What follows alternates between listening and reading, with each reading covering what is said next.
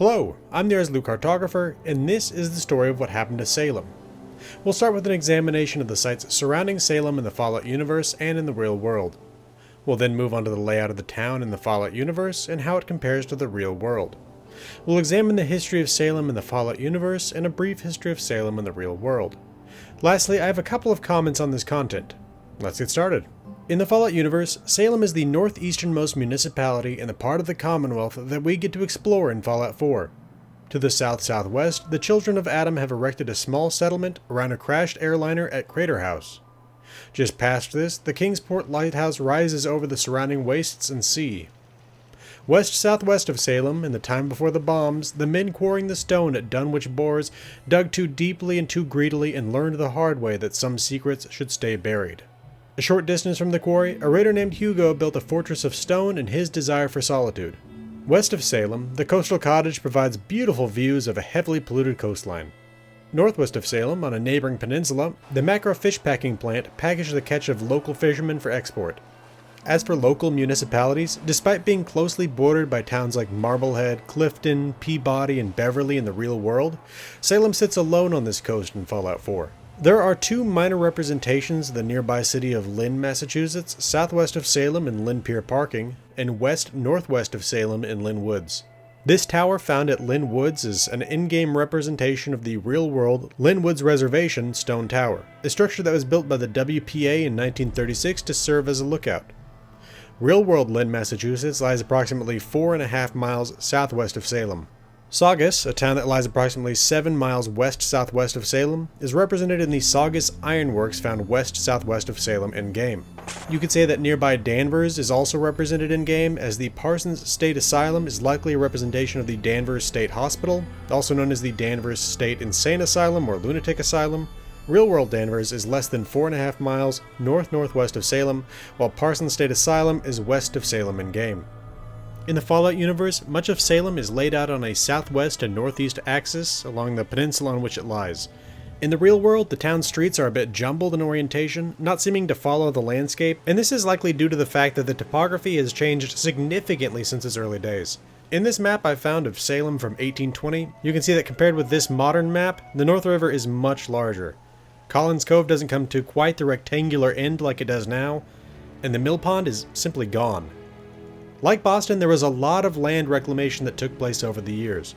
Compared with towns we've already covered in Lexington and Concord, Salem more closely resembles the in-game version. This is not to say that it's a good likeness of the town.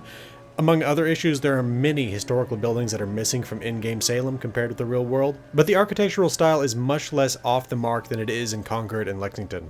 Both the in-game and real-world versions of Salem have a harbor area and additional small docks surrounding the peninsula. Along with this, the real-world Salem Witch Museum is represented in-game with the Museum of Witchcraft.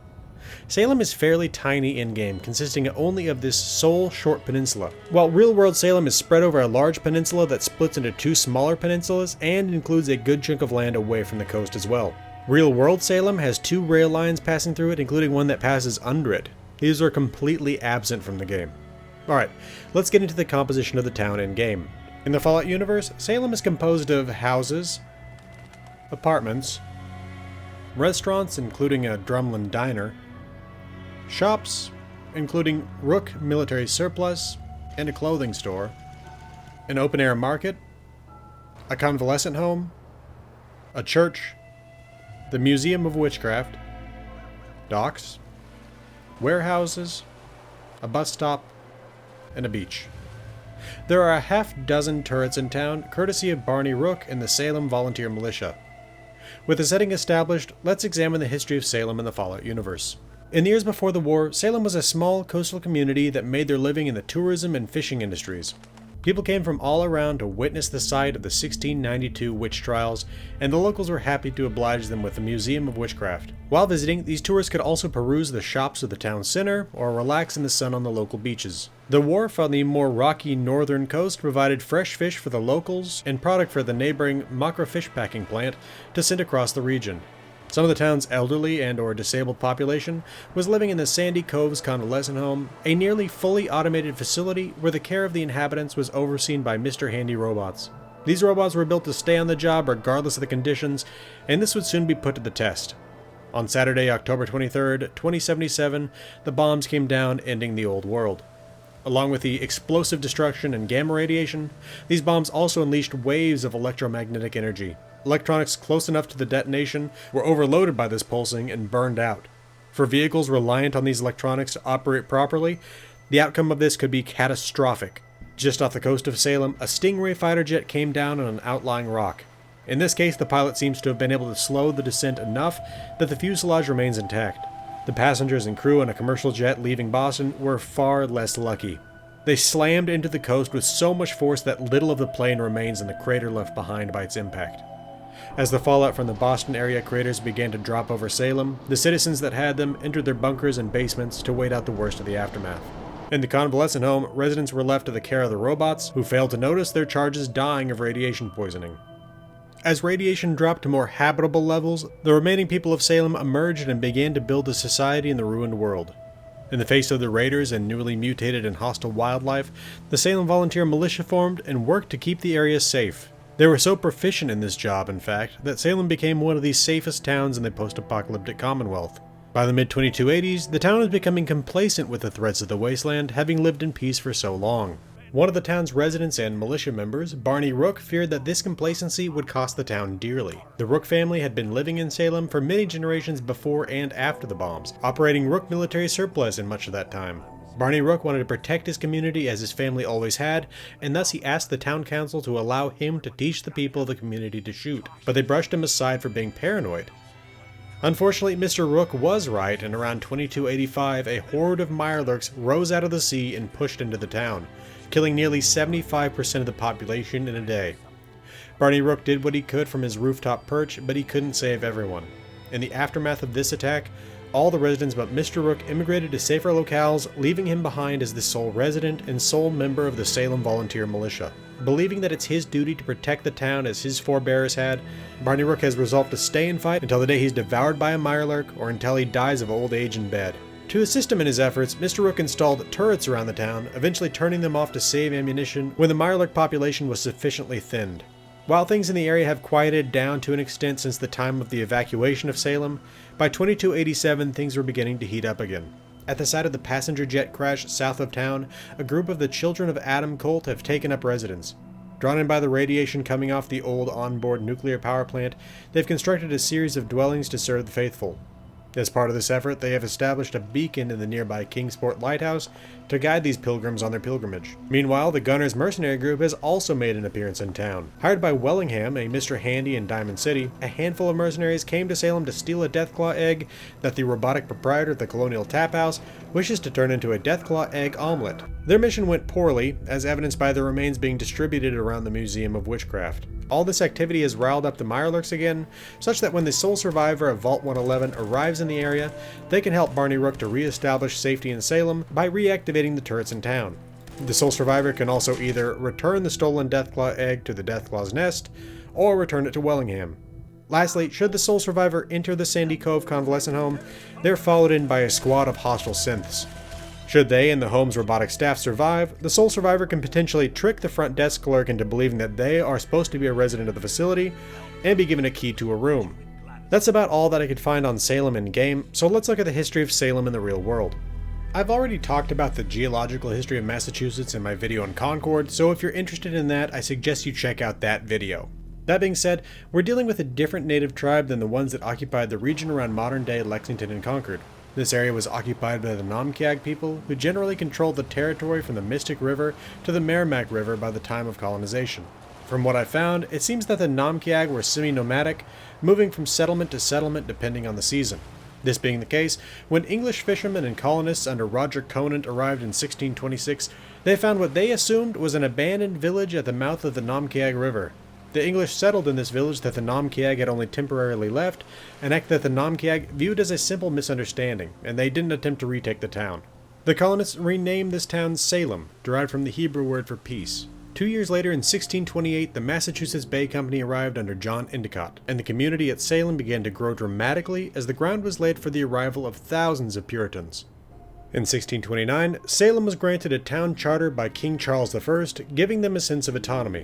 In 1637, a trade ship from Salem left for the West Indies carrying a cargo of salted cod. This would be the first of many, as Salem grew into being one of the major seaports on the East Coast, that same year that colonial militia was mustered in Salem for the first time. This has been seen as the symbolic birth of the National Guard, and has been honored as such, though the country wouldn't exist for another 139 years. In 1643, Fort Pickering was established on Winter Island to guard Salem Harbor. In these early years, along with shipping, Salem was home to a nascent whaling industry. At this time, the ships were too small to hunt and process the whales at sea, and thus they drove whales to beach, at which point the blubber was collected to make oil, and the bones and baleen for various household products that would benefit from its flexible nature. Back on land, relations between the natives of Massachusetts and the English colonists worsened steadily over time. In 1675, things reached a breaking point, and King Philip's War erupted in the region. Over nearly 3 years, 12 colonist towns were destroyed, economies were wrecked, and colonial men decimated. One of the few times that the word decimated can be used in its proper sense, meaning to reduce by 1/10. In this war, the Namkiag were devastated, with few surviving the hostilities. A few years after the war, in 1686, the lands encompassing modern Salem, Peabody, and Danvers were purchased from the remnants of the Namkiag for £20. Keep in mind that the English pound was at that time worth around 240 times what it is today, so while this is still a low amount, it's not 20 modern pounds low. 2 years later, King William's War broke out, leading to regional warfare between the English colonists of New England and the French of New France. This war led to the arrival in Salem of refugees fleeing the fighting. Trade was disrupted with the war at sea, leading to problems for both those families who made their living in shipping and those who couldn't get their goods shipped out. In 1689, Reverend Samuel Parris arrived in Salem Village, their first ordained minister, and his rigid and greedy nature were not well received. In 1692, all of these stresses culminated into the event for which Salem is known, the Salem Witch Trials. In early 1692, Reverend Parris's daughter Elizabeth, his niece Abigail Williams, and another girl, Ann Putnam, started having, quote, fits, unquote.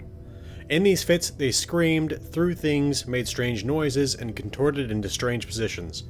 Doctors blamed supernatural forces for their condition. On February 29th, the girls blamed Reverend Parris's slave Tituba, a homeless beggar, Sarah Good, and an impoverished old woman, Sarah Osborne. When these three were interrogated on March 1st, both Sarahs pleaded innocence, while Tituba confessed, saying, quote, "The devil came to me and bid me to serve him," unquote. She claimed that there were several witches in the community looking to destroy the Puritans. All three women were put in jail, and accusations in the community began to fly. In April, Deputy Governor Thomas Danforth arrived to attend the hearings. Dozens were brought in for questioning. On May 27, 1692, Governor William Phips ordered the establishment of a special court. The first case for this court was that of Bridget Bishop. Though she pleaded her innocence, she was found guilty, and on June 10th, she was the first person to be hanged on Gallows Hill. Though noted Reverend Cotton Mather wrote to the court on June 15th, imploring them not to accept spectral evidence, as in dreams and visions, they ignored him. 5 more were executed in July, 5 more in August, and 8 more in September. On October 3rd, 1692, Increase Mather, Cotton Mather's even more respected father, and the then president of Harvard, denounced the use of spectral evidence, saying, quote, "It were better that 10 suspected witches should escape than 1 innocent person be condemned," unquote. With this sentiment in mind, and the fact that his own wife was now being questioned for witchcraft, Governor Phips forbade further arrests and released many of the accused. The court was dissolved on October 29th and replaced with a new court that disallowed spectral evidence. The governor then pardoned all those in prison for supposed witchcraft in 1693. From June through September, 19 were hanged, and one 71-year-old farmer was pressed to death, rather than give evidence of supposed witchcraft. Several people died in prison, and nearly 200 were accused over the course of the mania. In 1697, the General Court ordered a day of fasting and soul-searching for the events in Salem. In 1702, the court declared the trials unlawful, and in 1711 the colony restored the good names of the accused and provided £600 restitution to their heirs. In 1957, the state of Massachusetts apologized formally for the trials. In 1976, psychologist Linda Corporale ran a study that found that ergot poisoning could have potentially been the cause for the hysteria, as eating ergot fungus can lead to muscle spasms, vomiting, delusions, and hallucinations. The conditions in the area around Salem Village in the summer of 1692 were fairly perfect for the development of ergot. Over the next 80 years, Salem continued to grow, as did its shipping and whaling industries. Salem's whaling industry was rivaling Cape Cod's by the 1690s, and by the latter half of the 18th century, whaling began to take on its later, better-known form, with the ships harpooning and processing the whales at sea. Sealing also became a prominent industry, with it being noted that a Salem-based vessel returned to port with 600 barrels of whale oil and a vast load of seal furs. As for those 600 barrels of whale oil, I've seen it estimated that an average whale would provide 20 to 60 barrels of oil, meaning that this ship killed and processed anywhere from 10 to 30 whales before returning to port. The seal furs were in high demand for their use in clothing due to its nature of being warm, lightweight, and waterproof. Leaving environmental destruction behind, let's take a look at the situation in the colonies in the 1770s. In 1774, spurred on by abuses of colonial freedom and repeated efforts at taxing the colonists, the Continental Congress formed. With Boston becoming increasingly hostile to the Crown, General Gage moved the General Court to Salem. On February 28, 1775, Salem very nearly became the site of the first Battle of the Revolution, over a month and a half before the battles of Lexington and Concord. British Colonel Alexander Leslie and 300 men of the 64th Regiment of the Foot left Castle Williams in Boston, landing at Marblehead to the south of Salem.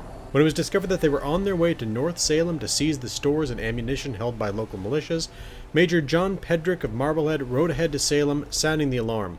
The British forces were stopped at the North River when the Patriots raised the drawbridge on North Street, preventing their passage. Boats on the North River that might have been used to cross were scuttled by their owners, and armed militia formed ranks on the north shore. As night was approaching, negotiations between the militia and British troops came to the following terms. The bridge would be lowered, the soldiers would march a short distance across it, and then abandon the search, returning to Boston. The entire route back to Marblehead, the soldiers found the road lined with armed militia. Because of this, Salem can claim to have been the site of the first armed resistance in the Revolution, though in this case the arms were used as a deterrent to open conflict rather than in open conflict. When the Revolution really got going, Salem served as the port for the American privateers that managed to sink 445 British vessels throughout the conflict. With the end of the war, Salem began to rise rapidly as a shipping port, becoming the 6th largest city in the United States by 1790 and the richest per capita. In 1799, the East India Marine Society was founded in Salem, composed of sea captains who had navigated past the Cape of Good Hope, or Cape Horn. The society founded the Peabody Essex Museum to serve as an educational institution for Salem, with many of the original exhibits being donated from collections made by the captains of the society gathered on their travels around the world. The Peabody Essex is one of the oldest museums in the United States. As the world moved from the 18th to the 19th century, Europe was on fire. The French Revolution had turned outward, and Napoleon was leading his forces to conquer much of Western Europe. In this series of wars, the French and British were regularly attacking neutral American traders, and the British were even forcing British-born American sailors into service with the Royal Navy. The worst incident came on June 21, 1807, when the USS Chesapeake was boarded by the HMS Leopard off the coast of Norfolk. In this case, 4 deserters from the Royal Navy, 3 of whom were American citizens and all 4 of whom had American papers, were seized by the British. The sailors were taken to Halifax, where the British sailor was hanged and the American sailors were sentenced to 500 lashes, effectively death by torture, while the Americans were returned to America without the dispensing of this punishment, thanks to diplomatic pressure. This was a highly embarrassing incident for the United States.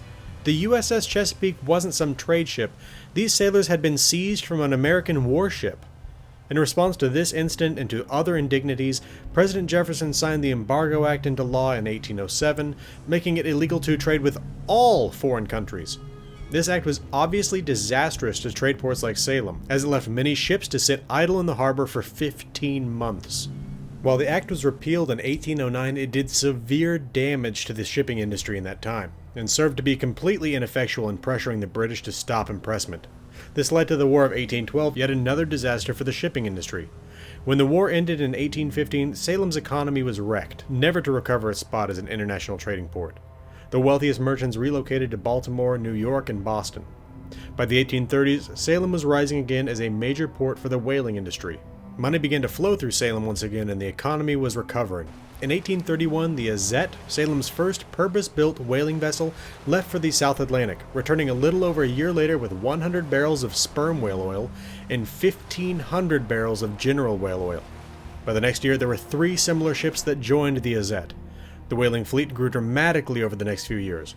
Between 1836 and 1837, Salem's whaling fleet brought home $124,440 worth of sperm whale oil, 108,065 gallons of general whale oil, and 37,067 pounds of whalebone. By 1837, there were 18 whaling ships sailing from Salem, the sixth largest such fleet in America.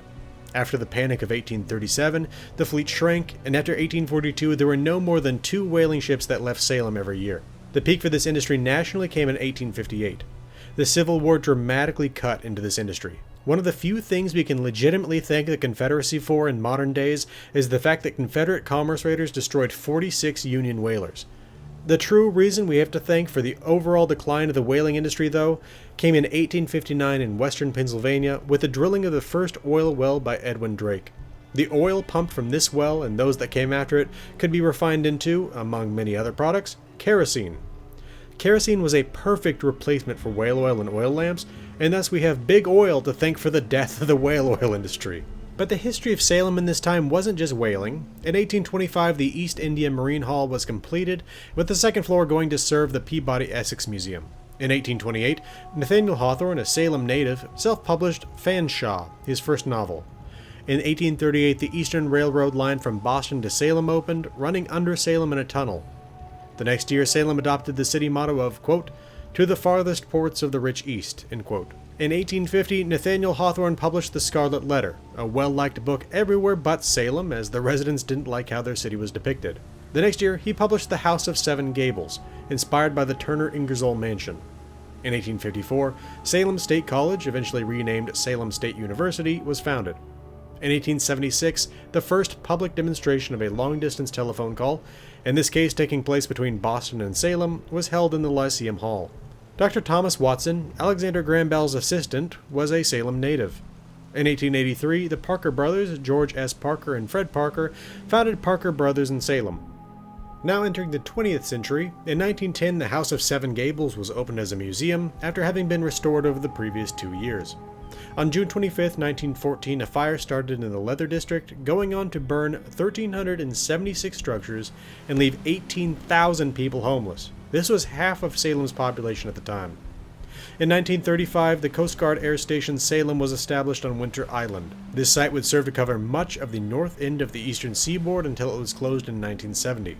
1935 was also the year that the Parker brothers released Monopoly, the best game with which to make your family angry. In the 1950s, shopping centers in Peabody and Danvers began to drain capital from downtown Salem, getting so bad by 1962 that the Salem Redevelopment Authority was created. By 1970, downtown Salem was in bad shape and the costs for the Redevelopment Authority were mounting.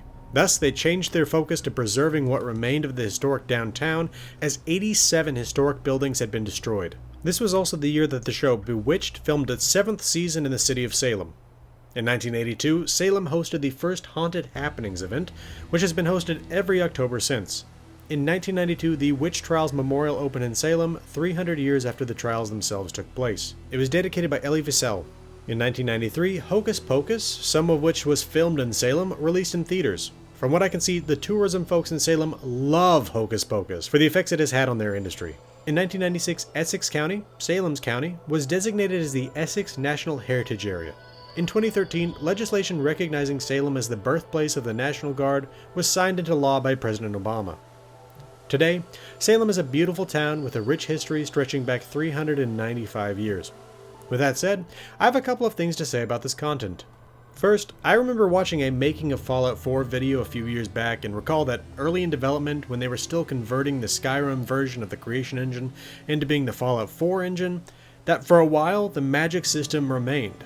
There was a plan at this time to have a magic-related quest line in Salem with a rivalry between Salem and Danvers until they realized that with the map scaling that Danvers was too close to have this work in game. I'll just say that I'm glad that they removed this content, as I think that full magic would be out of character for Fallout. Second, I have 2 things to say about the nearby Parsons State Asylum. First, its real-world inspiration was originally built in accordance with the design principles of the Kirkbride Plan, a product of Philadelphia psychiatrist Thomas Kirkbride. The Allegheny Asylum in Fallout 76 is based on the Trans-Allegheny Lunatic Asylum in Weston, West Virginia.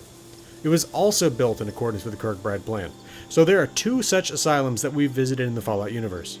Second, in the mid-2000s, the real-world Danvers State Hospital was converted to luxury apartments. Most of the buildings were torn down, and the only building that was maintained was the administration building, which was gutted and restored. To quote Michael Scott, quote, "I'm not superstitious, but I am a little stitious," unquote, and I can say that I would not be comfortable living in such a place. If you're interested in where I found the information in this video, it's largely sourced from Salem's website, salem.org. As for the witch trials, there was an excellent article in the Smithsonian Magazine. For information on Salem's whaling industry, I found a great bit of information from the National Park Service. Alright, I think that's enough about Salem. If you want to receive notifications when I launch these lore videos, you can follow me on Twitter at GamingWithMaps. If you appreciate what I do here and you want to support the channel financially, you can become a patron with Patreon. I want to thank my patrons Mesothelioma, 76 of Texas, Jill AWS, and Brian for their support. This has been the Irresolute Cartographer. Thanks for watching. I'll see you again next time.